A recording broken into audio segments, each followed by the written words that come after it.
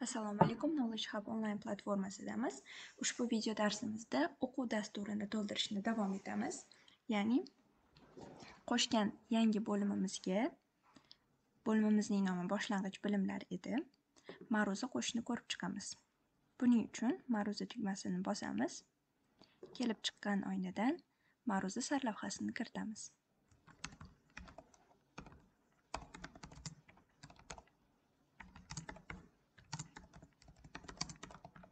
Va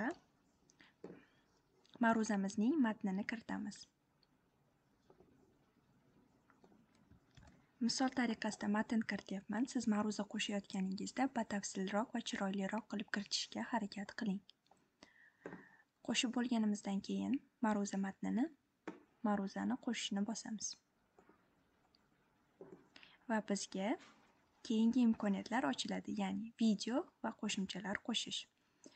Ma'ruzamizga qo'shimchalar qo'shishni ushbu qo'shimchalar tugmasi orqali qo'shishingiz mumkin bo'ladi. Video qo'shish esa ushbu yerdan qo'shiladi. Ya'ni video shaklini tanlaymiz, YouTube bo'la qolsin va YouTubening video URL manzilini yuklaymiz. Videoning davomiyligini soat, daqiqa, soniyalarda kiritamiz.